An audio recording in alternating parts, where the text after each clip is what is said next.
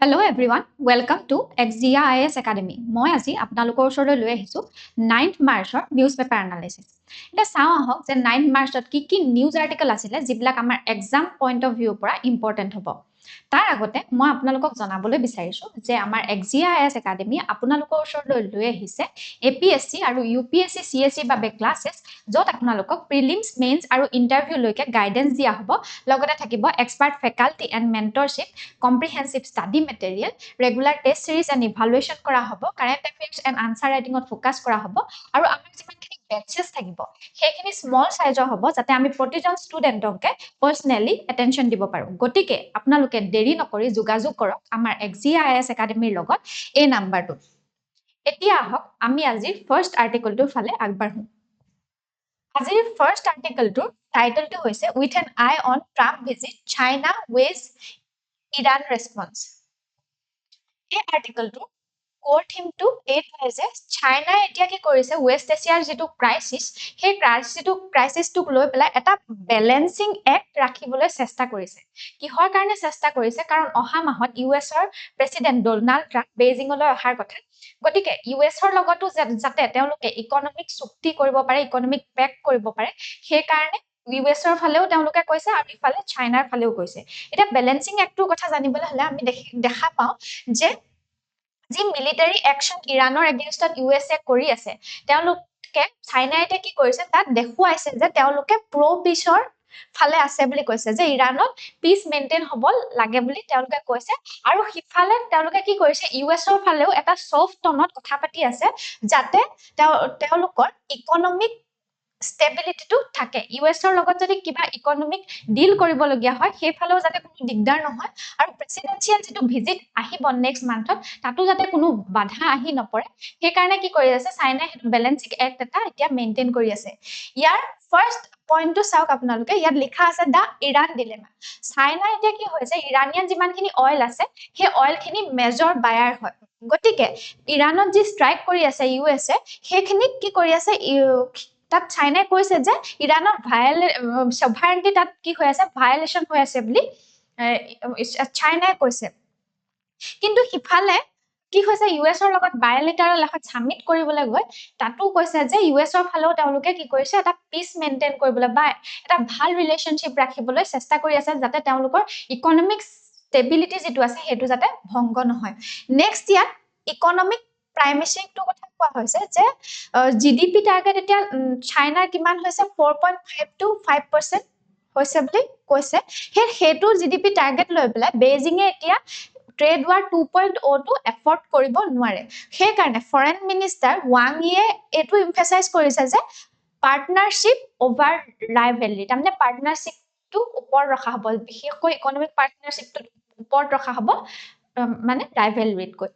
next ইয়াত পইণ্টটো কৈছে ইণ্ডিয়া পিভট বুলি এতিয়া ইণ্ডিয়াৰ ফালৰ পৰা চাবলৈ গলে কি হৈছে চাইনা আৰু ইণ্ডিয়াৰ ৰিলেশনটো যদি আমি চাও তেতিয়া নিউ দিল্লীৰ লগত চাইনা আকৌ হেতু টাইজটো মেইনটেইন কৰিবলৈ চাই আছে এতিয়া হাইলাইট কৰা হৈছে দুখন মিটিং চাইনাই যেটো কাজান মিটিং হৈছিল য'ত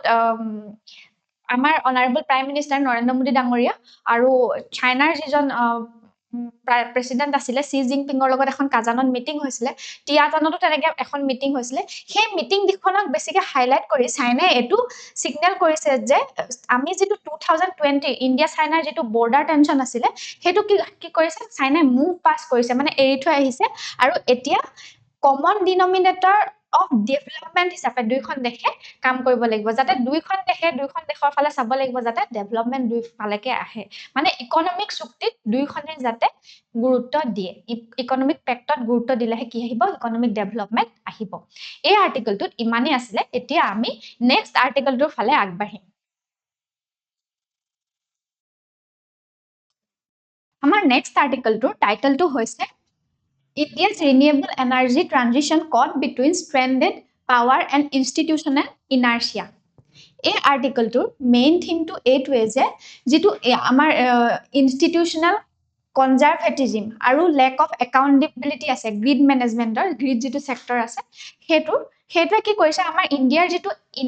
ৰিনিউৱেবল এনাৰ্জি মিছন আছে সেইটোত কি কৰিছে বাধাৰ সৃষ্টি কৰিছে ইয়াৰ ফাৰ্ষ্ট পইণ্টত কি লিখা আছে চাওঁ আহক ফাৰ্ষ্ট পইণ্টত দ্য পেৰাডক্স অফ প্লেণ্টি বুলি লিখা আছে ইয়াত কি কৈছে যে আমাৰ ইণ্ডিয়াত বিল্ডিং কেপাচিটি মানে ৰিনিউৱেবল এনাৰ্জিক যিটো কেপাচিটি আছে সেইটো বহুত আছে বুলি কৈছে এক্সাম্পল ৰাজস্থানতে 23 জিগাৱাট আছে কিন্তু ইয়াত কি হৈছে যে যিটো ইনফ্ৰাষ্ট্ৰাকচাৰ ইয়াত বনোৱা হৈছে সেইটো আণ্ডাৰ ইউটিলাইজ হৈ আছে বুলি কৈছে ইয়াত কৈছে যে 20% কেপাচিটিহে ইউজ কৰা হৈছে কিহৰ কাৰণে এইটো ইউজ কৰা কেনেকৈ কমকে ইউজ কৰা হৈছে কেপাচিটিটো ইউটিলাইজ কৰা হোৱাই নাই কাৰণ ষ্টেবিলিটি কনচাৰ্নৰ কাৰণে সেইটো কৰা হৈছে বুলি কৈছে নেক্সট ইয়াত পইণ্টটো আনইকুৱেল বাৰ্ডেনৰ কথা লিখা হৈছে তাৰ আগতে আমি এটা কনচেপ্টৰ কথা জানিব লাগিব TGNA বুলি এতিয়া TGNA কি হ'ল প্ৰথমতে আমি GNA কথা জানিব লাগিব GNA ফুল ফৰ্মটো হৈছে জেনেৰেল নেটৱৰ্ক এক্সেছ ই এটা ৰেগুলেটৰী ফ্ৰেমৱৰ্ক হয় যাতে ইণ্টাৰষ্টেট ট্ৰান্সমিশ্যন কৰিব পাৰে তাত য'ত ডিছক্ৰিমিনেশ্যন নাথাকে নন ডিছক্ৰিমিনেটৰী হয় সেইটো এটা ট্ৰান্সমিশ্যন চিষ্টেম হয় ই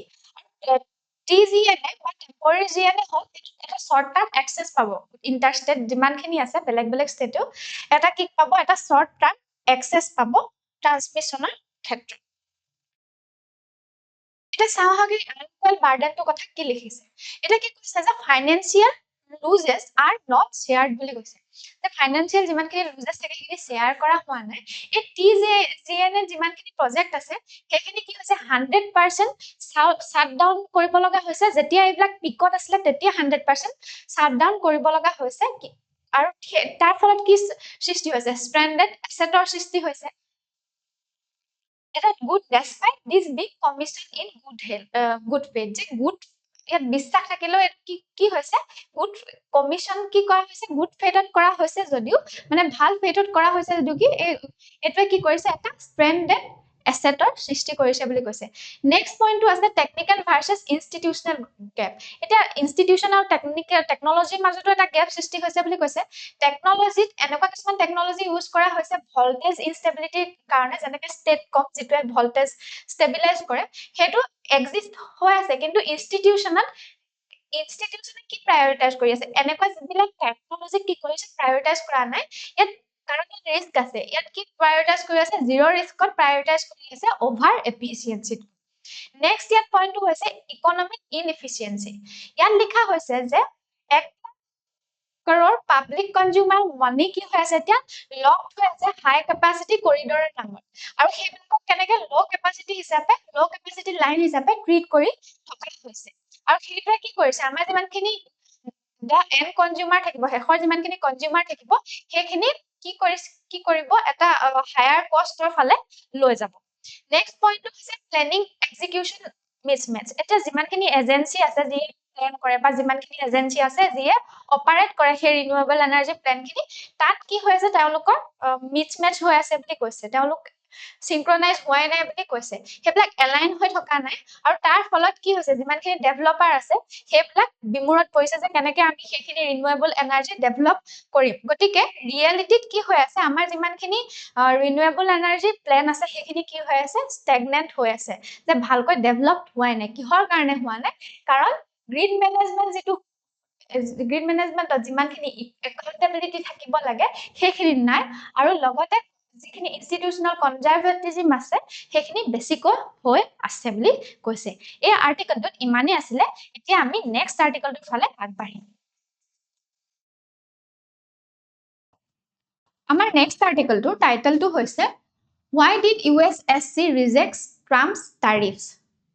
এই আৰ্টিকলটোত কি লিখা হৈছে যে আমেৰিকাত যিমানখিনি লেজিসলেশ্যন আহে সেইখিনি কেনেকৈ লিগেল বাউণ্ডাৰী কিমান আছে কি থাকিব লাগে সেই কথাটো কোৱা হৈছে এটা ইয়াত ফাৰ্ষ্ট পইণ্টত কি লিখা আছে দ্য কনষ্টিটিউচনেল প্ৰেৰগেটিভ ইয়াত কি লিখা হৈছে যে ইউএছৰ যিখন সুপ্ৰিম কোৰ্ট আছে সুপ্ৰিম কোৰ্টে এইটো কৈছে যে টেক্স লেভি কৰাৰ যিটো অধিকাৰ বা টাৰিফ ইম্প'জ কৰাৰ যিটো অধিকাৰ সেইটো কাৰ আছে ইউএছৰ কংগ্ৰেছৰ আছে মানে লেজিসলেটিভৰ আছে যিটো আৰ্টিকল 1ত লিখি থোৱা আছে আৰু যদিও কংগ্ৰেছে কেনেবাকে কিছু পাৱাৰ এক্সিকিউটিভৰ হাতলৈ দিব খোজে বা প্ৰেসিডেন্টৰ ওচৰলৈ দিব খোজে সেইখিনি আৰু কি হ'ব লাগিব এক্সপ্লিচিট হ'ব লাগিব মানে স্পেসিফিক হ'ব লাগিব বুলি সুপ্ৰিম কোৰ্টে কৈছে নেক্সট পইণ্টটো ইয়াত আছে misuse of emergency power কোৰ্টে এইটো আৰ্গিউ কৰিছে যে IEEPA এক্টৰ নামত তেওঁলোকে কি কৰিছে যে এক্সিকিউটিভে কি কৰিছে স্যাংচন লগাই আছে অদৰকাৰীকে কিছুমান স্যাংচন লগাই আছে টেক্স লেভি কৰি আছে আৰু হেটোৱে কি কৰিছে কিহৰ নামত কৰি আছে হে প্ৰেসিডেন্টে যেটো টেক্স লগাই আছে বুলি কৈছে বা টাৰিফ ইম্পোজ কৰি আছে নেশনাল ইকোনমি বা লং টাৰ্ম ট্ৰেড ইমবেলেন্সৰ নামত কৰি আছে যেটো অদৰকাৰীকে কৰি আছে বুলি কৈছে এতিয়া আমি এই IEEPA যিখন আছে হেখনৰ জানিব লাগিব এখন ফুল ফৰ্ম হৈছে ইন্টাৰনেশনাল ইমাৰ্জেন্সি ইকোনমিক পাৱাৰছ এক্ট যিখন 1977 ত অনা হৈছিল এখন ইউএছ ল যিয়ে প্ৰেসিডেন্টক কিছুমান ট্যাক্স ৰিলেটেড পাৱাৰ দিয়ে ইকোনমিক পাৱাৰ দিয়ে কি কৰিব পাৰে ডিউৰিং নেশনাল ইমাৰ্জেন্সি মানে নেশনাল ইমাৰ্জেন্সি সময়ত প্ৰেসিডেন্টে কি কৰিব পাৰে টাৰিফ বা ট্যাক্স ইম্পোজ কৰিব পাৰে বেলেগ দেশতো বা নিজৰ দেশতো ট্যাক্স লেভি কৰিব পাৰে সেই পাৱাৰটো তেতিয়া নেশনাল ইমাৰ্জেন্সি সময়ত প্ৰেসিডেন্টৰ হাতলৈ গুচি যায় কিন্তু সেই যেটো ইমাৰ্জেন্সি পাৱাৰ আছে হেতু কি কৰিছে ইউএছৰ প্ৰেসিডেন্ট গৰাকীয়ে মিস ইউজ কৰি আছে বুলি কৈছে নেক্সট ইয়াত পইণ্টটো হৈছে দা ৱৰ্ক এৰাউণ্ড ষ্ট্ৰেটেজি এতিয়া কি কৰিছে এক্সিকিউটিভে যেহেতু আমেৰিকাৰ যে জুডিচিয়াৰী আছিল সুপ্ৰিম কোৰ্ট আছিল হেতুৱে এক্সিকিউটিভে ট্যাক্স লেভি কৰিব নোৱাৰে বুলি কৈছে হেতু কৈ দিলে হেতু জাজমেন্ট দিলে এতিয়া এক্সিকিউটিভে কি কৰিছে যেটো ওল্ডাৰ ষ্টেটিউট হেফালে মুভ কৰিছে তেওঁলোকে কি কৰিছে সেকশন 232 301 and 122 এটা সেকশন আনিছে আৰু এই সেকশনে সেই সেকশন কিটা কি কয় যে প্ৰেসিডেন্টে নেশনাল ইমাৰ্জেন্সি সময়ত কি কৰিব পাৰে ট্যাক্স লগাব পাৰে ট্যাক্স লেভি কৰিব পাৰে বা টাৰিফ ইম্পোজ কৰিব পাৰে গতিকে হেতু যেটো আনফেয়াৰ ট্ৰেড প্ৰেক্টিস চলি আছে টাৰিফ ইম্পোজ কৰি আছে হেতু এতিয়াও আকৌ কি হৈছে চলি আছে মানে এক্সিকিউটিভে জুডিচিয়াৰী হে কথাটো মনা নাই হে কিহৰ কাৰণে মনা নাই এই এটাত এমফাসাইজ কৰি পেলাই আকৌ হে আগৰ যেটো ট্যাক্স পলিসি হেতুৱে চলাই আছে নেক্সট ইয়াত পইণ্টটো লিখা হৈছে ইকোনমিক একাউন্টেবিলিটি এতিয়া ইয়াত কোৱা হৈছে যে 180 বিলিয়ন টাৰিফ ইম্পোজ কৰি বা ট্যাক্স লেভি কৰি হে 180 বিলিয়ন কালেক্ট কৰা হৈছে এতিয়া যেহেতু জুডিচিয়াৰী কি কৈছে যে এইখিনি ট্যাক্স ইনে কালেক্ট কৰা হৈছে বুলি কৈছে এতিয়া হে ইনষ্টিটিউশনাল একাউন্টেবিলিটি কোৱেশ্চন আহিছে মানে এক্সিকিউটিভৰ একাউন্টেবিলিটি কোৱেশ্চন আহিছে যে ইমানখিনি যে পইচা কালেক্ট কৰিলে সেইখিনি ৰিফান্ড কৰিবনে নাই বুলি কৈছে আৰু সেইখিনি যিখিনি পইচা কালেক্ট কৰিছে সেইখিনি আনকনস্টিটিউশনাল মেন্ডেট বুলি কৈছে গতিকে হে আনকনস্টিটিউশনাল মেন্ডেটৰ গতি মানে আনকনস্টিটিউশনাল ওয়েৰ জৰিয়তে যদি সেইখিনি পইচা কালেক্ট কৰি আছে সেইখিনি এতিয়া ৰিফান্ড কৰিবনে নাই বুলি এটা প্ৰশ্নৰ উত্থাপন হৈছে এই আৰ্টিকলটোত ইমানে আছিলে এতিয়া আমি নেক্সট আৰ্টিকলটোৰ ফালে আগবাঢ়িম নেক্সট আৰ্টিকলটোৰ টাইটেলটো হৈছে Why are Finance Commission grants to cities still so limited এই আৰ্টিকলটোৰ ফাৰ্স্ট পইণ্টটোতে কি লিখা হৈছে তাত জিডিপি গ্ৰান্ট ডিসকানেক্টৰ কথা লিখা হৈছে যে সিটিজে জিডিপিত কিমান কন্ট্ৰিবিউট কৰে 60% জিডিপি লৈ কন্ট্ৰিবিউট কৰে কিন্তু 16 ফাইনান্স কমিশনে কি কৰিছে সিটি বিলা যিমান আছে সেইখিনি লৈ গ্ৰান্ট কিমান আগবঢ়াইছে 3.56 লাখ কৰৰ গ্ৰান্ট ৰিকমেন্ড কৰিছে হেতুৱে কি কৰিছে যেটো গ্ৰান্ট সিটি লৈ দিয়া হয় হেতু কম কৰিছে বা স্টেগনেন্ট কৰি ৰাখিছে কিমানত 0.13% হে জিডিপি কি দিয়া হৈছে গ্ৰান্টটো দিয়া হৈছে গতিকে এতিয়া আৰবান ডিভিডেন্ডৰ নামত যে ইনফ্ৰাষ্ট্ৰাকচাৰ আৰবান ইনফ্ৰাষ্ট্ৰাকচাৰ যিমানখিনি ইমপ্ৰুভ কৰিব লাগিব হিমান ইমপ্ৰুভ কৰিব পৰা হ'ব সেইখিনি কি কৰিব সেইখিনিত কি হ'ব বাধাৰ সৃষ্টি হ'ব বুলি এই আৰ্টিকলটোত কোৱা হৈছে নেক্সট ইয়াত পইণ্টটোত পাৰ্ট এটা ডিলিউজনৰ কথা কোৱা হৈছে যে আমাৰ যিমানখিনি আৰবান এৰিয়াজ আছে বা সিটি এৰিয়া আছে সেইবিলাকত পপুলেশন বাঢ়ি গৈ আছে 2030 লৈকে কিমান হ'ব 600 মিলিয়ন পপুলেশন হ'ব গৈ আৰবান এৰিয়া গটিকে এই যে আৰবান এৰিয়াত পপুলেশন ইনক্ৰিজ হৈ গৈ আছে আৰু এলোকেশন তালৈ যিমানখিনি গ্ৰান্ট দিব লাগে সিমানখিনি দিয়াও নাই বা গ্ৰান্ট যদি ইনক্ৰিজও হয় তেতিয়াও কি হ'ব আমাৰ পাৰ ক্যাপিটা যেটো মানি হ'ব পাৰ সিটিজেন লৈ পেলাই হেতু কম হৈ থাকিব বুলি কৈছে নেক্সট ইয়াত কন্ডিশনাল অটোনমিৰ কথা কোৱা হৈছে যে এতিয়া গ্ৰান্টস কেনেকৈ এলোকেট কৰা হয় কিহৰ ওপৰত বেছ কৰি পাৰফৰমেন্স বেছ গ্ৰান্টস এলোকেট কৰা হয় মানে যিমান পাৰফৰ্ম কৰিব হে তেনেকে হে গ্ৰান্ট দিয়া হ'ব গতিকে সিটিজ বিলাকে এতিয়া ট্যাক্স যিমানখিনি কালেক্ট কৰাৰ যেটো তেওঁলোকৰ অধিকাৰ আছে হেতুৰ ওপৰত গুৰুত্ব দিব লাগিব যাতে সেন্ট্ৰাল ফান্ড কি কৰিব পাৰে পাব পাৰে কিন্তু এটা কথা ইয়াত মন কৰিবলগীয়া যদি চেন্ট্ৰেল ফান্ড নাপায় তেনেহলে টেক্স কালেক্ট কৰাৰ যেটো এডমিনিষ্ট্ৰেটিভ সিস্টেম আছে হেতু ইমপ্ৰুভ কৰিব নোৱাৰে যেতিয়া হে টেক্স কালেক্ট কৰা ইমপ্ৰুভ কৰিব হেতু সিস্টেমটো ইমপ্ৰুভ কৰিব নোৱাৰে তেতিয়া কি হ'ব আমি আকৌ সিটিবোৰ আকৌ ওচৰত আকৌ কি থাকিব পইচা নাথাকিব মানে টেক্স কালেক্ট কৰিব নোৱাৰি নেক্সট যেটো পইণ্ট আছে হেতুত কি লিখা হৈছে সেন্ট্ৰেলাইজেশন অফ আৰবান প্ল্যানিং বুলি লিখা হৈছে ইয়াত কি কৈছে যে সেন্ট্ৰেল গভৰ্নমেন্টে কি কৈছে কিছুমান স্পেসিফিক কন্ডিশন লৈহে গ্ৰান্ট দিছে বুলি কৈছে 20% ফান্ডস তেনেকে স্পেসিফিক কন্ডিশন লৈ পেলাই দিয়া হৈছে যেনেকে আৰবান এৰিয়া যেটো পেৰি আৰবান মাৰ্জাৰ আছে হেতু লৈ পেলাই গ্ৰান্ট এলোকেট কৰা হৈছে 20% পেৰি আৰবান মাৰ্জাৰ মানে হৈছে যিখিনি আৰবান এৰিয়াৰ হেপাখে ৰুৰাল এৰিয়া থাকে হে ৰুৰাল এৰিয়াখিনি আৰবান এৰিয়াৰ লগত মাৰ্জ কৰিব লাগিব হে তেনেকুৱা যিমানখিনি কন্ডিশন আছে হেখিনি কন্ডিশন ফান্ড এলোকেট কৰা হৈছে ইয়াৰ ফলত কি হ'ব সেন্ট্ৰেলে কি কৰিছে যিমানখিনি ষ্টেট সাবজেক্ট আছে মানে আৰবান ডেভেলপমেন্টটো ষ্টেট সাবজেক্ট হয় ষ্টেট সাবজেক্টটো কি কৰিছে তেওঁলোকে ইগনোৰ কৰিছে বুলি কৈছে মানে তাৰ ফলত কি হ'ব আমাৰ যিমানখিনি কেৰালা তামিলনাডুৰ নিচিনা ষ্টেট আছে হে ষ্টেটৰ ডেমোগ্ৰাফিক ৰিয়েলিটিৰ কথা একচুয়ালি আমাৰ সেন্ট্ৰেলে নাজানে গতিকে হে তেনেকুৱা ডেমোগ্ৰাফিক ৰিয়েলিটিটোক ইগনোৰ কৰি যদি তেনেকে ফান্ড এলোকেট কৰা হয় হেতুৱে কি কৰিব আমাৰ হিমানখিনি হে গ্ৰান্টখিনি কামত নাহে বুলি কৈছে গতিকে এই যেটো সেন্টাৰে ষ্টেট সাবজেক্টত যেটো এনক্ৰোচ কৰিছে বা ইগনোৰ কৰিছে হেতুত কি কৰিছে আমাৰ ডেমোগ্ৰাফিক ৰিয়েলিটিত ডাইৰেক্টলি প্ৰভাৱ পেলাব বুলি কৈছে এই আৰ্টিকেলটোত ইমানেই আছিলে এতিয়া আমি নেক্সট আৰ্টিকেলটোৰ ফালে আগবাঢ়িম আমাৰ নেক্সট আৰ্টিকেলটোৰ টাইটেলটো হৈছে Why India's leaky pipeline in research is unlike rest of the world এটা কি কৈছে আমাৰ ইন্ডিয়াৰ যেটো ৰিসাৰ্চৰ ক্ষেত্ৰত জেন্ডাৰ ডিসপ্যাৰিটি আছে হেতু বাকি ৰেষ্ট অফ দা ওয়াৰ্ল্ডতকে অলপ বেলেগ বুলি কৈছে এতিয়া ইয়াত কি কোৱা হৈছে ফাৰ্স্ট পইণ্টটোতে the paradox of Indian STEM হেতু কথা লিখা হৈছে STEMৰ ফুল ফৰ্ম হৈছে ষ্টেটিষ্টিক্স টেকনলজি ইঞ্জিনিয়াৰিং ম্যাথমেটিক্স এইবিলাকত কি হৈছে এটা পেৰাডক্স দেখা গৈছে কি দেখা গৈছে যে ইণ্ডিয়াৰ যেটো ইনষ্টিটিউশনাল লিক আছে সায়েন্সৰ ক্ষেত্ৰত বা ৰিসাৰ্চৰ ক্ষেত্ৰত যেটো লিক দেখা পোৱা গৈছে মানে জেন্ডাৰ ডিসপ্যাৰিটি দেখা পোৱা গৈছে হেতু স্ট্ৰাকচাৰেল বা সোশিয়াল বুলিহে কৈছে হেতু এডুকেশনত কৈ স্ট্ৰাকচাৰেল আৰু সোশিয়ালৰ ক্ষেত্ৰত বেছিকৈ জেন্ডাৰ ডিসপ্যাৰিটি আছে এটা ওয়েস্টত কি হয় দেখা যায় যে ম্যাথছ বা ফিজিক্সৰ পৰা হাই স্কুলতে ফিমেল ষ্টুডেন্টে ড্ৰপ আউট কৰে কিন্তু আমাৰ ইয়াত ইন্ডিয়ান গাৰ্লছে কি কৰে কনস্টিটিউট কৰে 46% অফ গাৰ্লছে কি কৰে ক্লাস 12 সায়েন্সত পাস আউট কৰিছে আৰু লগতে দেখা পোৱা গৈছে STEM গ্ৰেজুৱেটটো আছে 43% আৰু হেতু কি হয় গ্লোবালি মানে গোটে ওয়াৰ্ল্ডতে হাইয়েস্ট হয়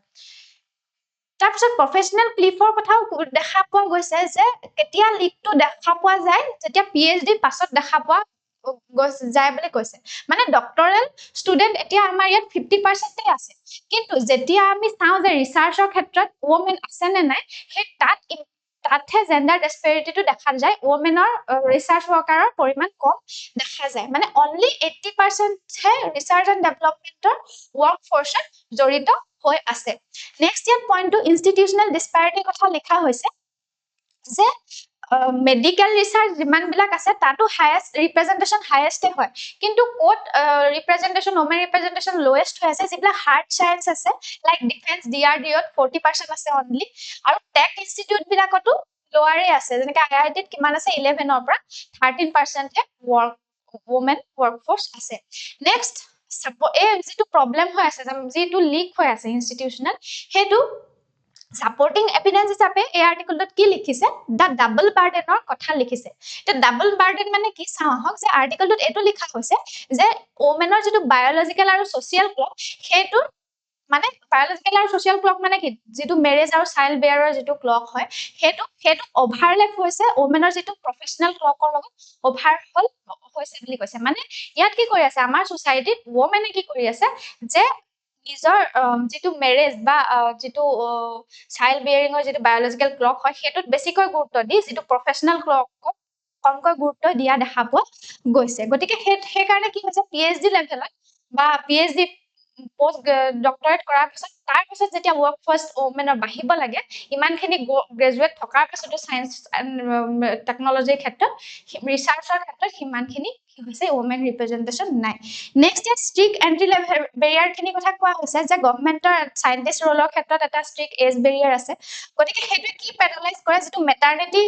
ব্ৰেক থাকে ওমেনৰ সেইটো পেনালাইজ কৰে নেক্সট জিওগ্ৰাফিক ইমোবিলিটিৰ কথা কোৱা হৈছিলে যে সোশিয়াল এটো নৰ্ম থাকে যে যেতিয়াই ওমেন এগৰাকী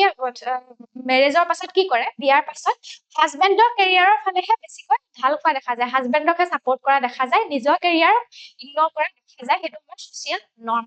গতিকে সেই কাৰণে সেইটো এটা সোশিয়াল নৰ্মৰ কাৰণেও সেই ওমেন ৰিপ্ৰেজেন্টেশন ৰিচাৰ্চৰ ক্ষেত্ৰত কম হৈ আছে বুলি ক'ব পাৰি এই আৰ্টিকেলটোত ইমানেই আছিলে এতিয়া আমি নেক্সট আৰ্টিকেলটোৰ ফালে আগবাঢ়িম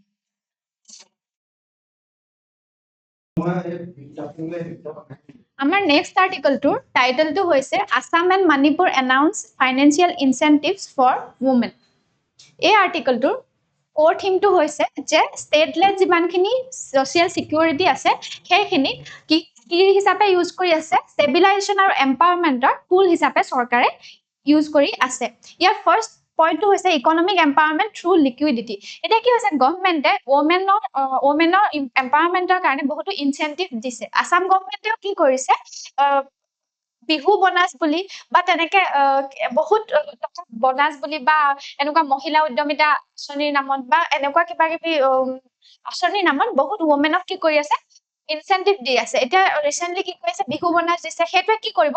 ৰুৰাল কিটো যেটো ডিমান্ড আছে সেইটো বুষ্ট কৰিব বুলি কৈছে আৰু যিমানখিনি ওমেন এজেন্সি আছে সেইখিনি যিখিনি হাউস হোল্ড এক্সপেন্সেস আছে সেইখিনি মেনেজ কৰিব পাৰিব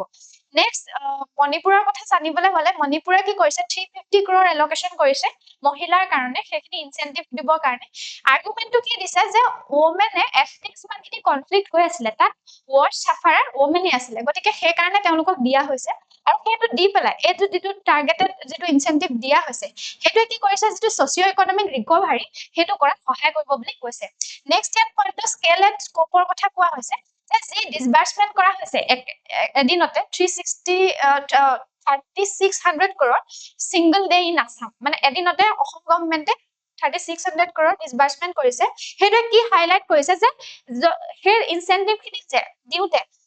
ডিজিটাল টেকনলজি ডিজিটাল ইনফ্ৰাষ্ট্ৰাকচাৰ যে ইউজ কৰা হৈছে সেইটো কোৱা হৈছে যে জেম ট্ৰিনিটি বুলি যেটো কোৱা হয় জনধন আধাৰ মোবাইল এইকেইটা ইনফ্ৰাষ্ট্ৰাকচাৰ ইউজ কৰিছে আৰু তাৰ ফলত কি হৈছে যিখিনি মাসিভ ওয়েলফেয়াৰ অপাৰেশন হৈছে সেইখিনি এক্সিকিউট কৰিবলৈ আমাৰ সুবিধা হৈছে এই আৰ্টিকেলটোত ইমানেই আছিলে এতিয়া আমি নেক্সট আৰ্টিকেলটোৰ ফালে আগবাঢ়িম আমাৰ নেক্সট আৰ্টিকেলটোৰ টাইটেলটো হৈছে চিটাস মুভিং ফ্ৰম পুনো to Rajasthan showing natural territorial behavior NTCA এতিয়া আমি এই আৰ্টিকেলটো পঢ়াৰ আগতে NTCA মানে কি হয় ইয়াৰ ফুল ফৰ্ম কি হেতু জানিব লাগিব NTCA ফুল ফৰ্মটো হৈছে নেশনাল টাইগাৰ কনজাৰভেশ্যন অথৰিটি আৰু ই এটা স্ট্যাটুটৰী বডি হয় কাৰ আন্ডাৰত থাকে ministry of environment forest and climate চেঞ্জৰ আন্ডাৰত থাকে আৰু ইয়াক এস্টাব্লিশ কৰা হৈছিল ওয়াইল্ডলাইফ প্ৰটেকচন এক্ট 1972 আন্ডাৰত যদিও এই অৰ্গানাইজেশ্যন বা বডিটোৰ নামত টাইগাৰ বুলি আছে তথাপিও ই কি কৰে চিটা যেটো আমাৰ প্ল্যান্ট আছে হেতু ওভাৰসি কৰে মানে হেতু সোৱাচিতা কৰে এতিয়া চাও হগে আৰ্টিকেলটোত কি লিখা আছে এই আৰ্টিকেলটোৰ ফাৰ্স্ট পইণ্টটোতে লিখা আছে নৰ্মালাইজেশ্যন অফ ডিসপাৰজন NTCA এটো আৰ্গু কৰিছে যে চিটা এইখনৰ পৰা সিখন ঠাইলৈ যে গতি কৰিছে যে কোনো নেশনাল পাৰ্কৰ পৰা যে ৰাজস্থানলৈ যেটো মুভমেন্ট চিটাৰ হৈ আছে হেতু কি হৈ আছে ফেইলিয়াৰ নহয় হেতু কি হৈছে স্প্ৰেইং ইনসিডেন্ট ফেইলিয়াৰ বা স্প্ৰেইং ইনসিডেন্ট নহয় হেতু হেলদি নেচাৰেল বিহেভিয়াৰ বুলিহে কৈছে আৰু এটা কি প্ৰমাণ কৰে যে ইন্ডিয়ান যেটো ল্যান্ডস্কেপ আছে হেতুত চিটা বিলাকে যে এডপ্ট কৰি লৈছে হেতু কথাহে এটা প্ৰমাণ কৰে নেক্সট ইয়াত পইণ্টটো ইয়াত লিখা হৈছে স্ট্ৰেটেজিক ভ্যালিডেশন বুলি লিখা হৈছে এটা কি কৈছে যে এই যেটো মুভমেন্ট হৈছে চিটাৰ সেই মুভমেন্টে কি জাস্টিফাই কৰিছে যে গভৰ্ণমেন্টৰ যেটো প্ল্যান আছে 17000 স্কয়াৰ কিলোমিটাৰ ইন্টাৰস্টেট ওয়াইল্ডলাইফ যে কৰিডৰ আছে হেতু প্ল্যানক জাস্টিফাই কৰিছে বুলি কৈছে নেক্সট এটা সাজেষ্ট কৰিছে যে ওয়াইল্ডলাইফ ম্যানেজমেন্ট কি কৈছে cannot be confined to political boundaries যে ওয়াইল্ডলাইফ যেটো ম্যানেজমেন্ট আছে হেতু পলিটিক্যাল বাউন্ডাৰীতে সীমিত হৈ থাকিলে নহব MP ভাৰ্চেছ ৰাজস্থান হৈ থাকিলে নহব বুলি কৈছে নেক্সট পইণ্টটো ইয়াত প্ৰজেক্ট এক্সপানশনৰ কথা লিখা হৈছে যে বটছৱানাৰ পৰা যিটো 9টা চিটা অনা হ'ল এতিয়া সেইটো third phase of international cooperation diversifying the genetic pool আৰু পপুলেশ্যন বেছ ইনক্ৰিজ কৰাৰ কথা বুজাইছে নেক্সট সাকসেস ভাৰ্চেছ মৰ্টেলিটিৰ কথা উল্লেখ আছে যে আৰ্টিকলটো 29 এডাল্টস আছে বুলি কৈছে আৰু 29 কি এডাল্টস অনা হৈছে বুলি কৈছে যে আমি বাহিৰৰ পৰা আনিছো আৰু তাৰ পৰা 28 কাপস জন্ম হৈছে বুলি কৈছে তাৰ মানে আমি ইয়াত কি দেখিছো হাইয়েস্ট মৰ্টেলিটি ৰেট এটা দেখিছো কাপসৰ ক্ষেত্ৰত কিন্তু এটো চাব লাগিব যে এই লসেস খিনি হৈ যোৱাৰ পাছতো যে হে যেটো চিটাৰ যেটো পপুলেশ্যন আছে হেটো সেলফ সাস্টেইনিং হৈ গৈ আছে বুলি কৈছে মানে নিজে নিজে সাস্টেইন কৰিব পৰা হৈ গৈ আছে যেটো এনভায়ৰনমেন্ট আছে ইন্ডিয়াৰ হেটোৰ লগত এডাপ্ট কৰি পালে নিজে সেলফ সাস্টেইনিং হৈ গৈ আছে বুলি কৈছে এই আৰ্টিকলটোত ইমানে আসলে এতিয়া আমি নেক্সট আৰ্টিকলটোৰ ফালে আগবাঢ়িম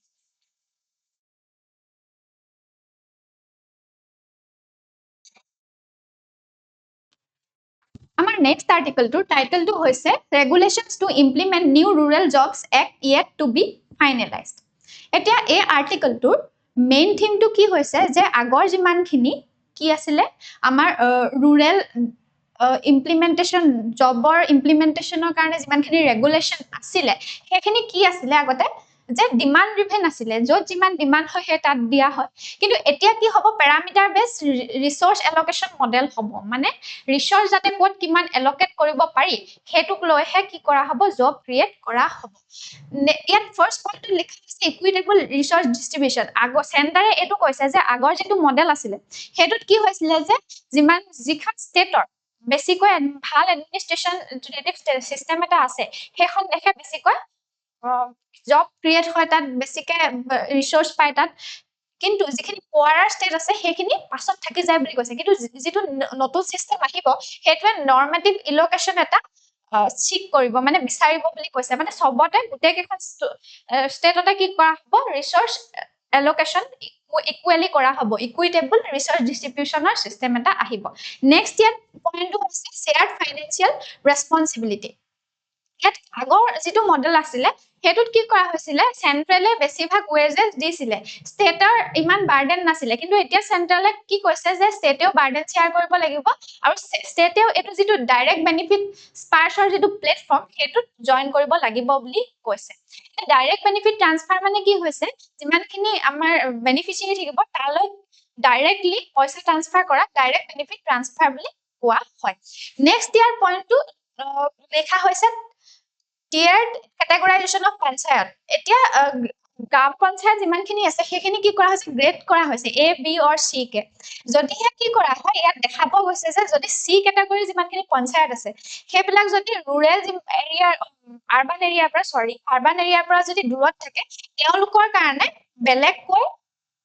কি কৰা হ'ব সাপোৰ্ট সিস্টেমৰ ব্যৱস্থা কৰা হ'ব তেওঁলোকৰ যেটো সাপোৰ্ট সিস্টেম হ'ব হেতু এই ক্যাটাগৰীটো কি হ'ব ডিফাৰেন্ট হ'ব বুলি কৈছে নেক্সট ডিজিটাল ইন্টিগ্ৰেশনৰ কথা কোৱা হৈছে ইয়াত আপোনালোকে প্ৰিলিমছ পাৰ্সপেক্টিভৰ পৰা ইউক ধাৰা বা ইকেৱাইসিৰ কথা আৰু ইকেৱাইসিৰ কথা জানিব লাগিব এতিয়া ইউক ধাৰা মানে কি হেতু জানোৱা হওক ইউক ধাৰা মানে হৈছে এটা জিঅস্পেশিয়েল প্লেনিং পৰ্টেল হয় যিয়ে ৰিমোট সেন্সিং আৰু জিওগ্ৰাফিক্যাল ইনফৰমেশন সিস্টেম এখিনি GIS যেটো সিস্টেম আছে সেইখিনি ইউজ কৰে আৰু ৰুৰেল স্কিম সমূহত এখিনি ইউজ কৰি ৰুৰেল স্কিম সমূহত কিমান এসেট ক্ৰিয়েট হৈছে হেতু কি কৰে মনিটৰ কৰি থাকে চাই থাকে তাৰ পাছত আমি কেৱাইসি কথা জানিব লাগিব কেৱাইসি মানে হৈছে নো ইওৰ কাস্টমাৰ যত আমাৰ বেংক একাউন্ট যিমানখিনি আছে সেইখিনি ভেৰিফাই কৰা হয় ৰুৰেল ক্ষেত্ৰত এতিয়া জব কাৰ্ড যিমানখিনি আছে সেইখিনি ইলেক্ট্ৰনিক ভাবে কি কৰা হ'ব ভেৰিফাই কৰা হ'ব ইকেৱাইসিৰ জৰিয়তে এটা সেইখিনি ডিজিটাল ইন্টিগ্ৰেশনৰ জৰিয়তে ইউকধাৰা আৰু ইকেৱাইসিৰ জৰিয়তে কি হেতু সিগনেল কৰা হৈছে যে হাই টেক ওয়াৰ্কফোৰ্স ৰুৰেল ওয়াৰ্কফোৰ্স ম্যানেজমেন্ট কৰাৰ যে এটা ব্যৱস্থা আনা হৈছে হেতু দেখুৱা হৈছে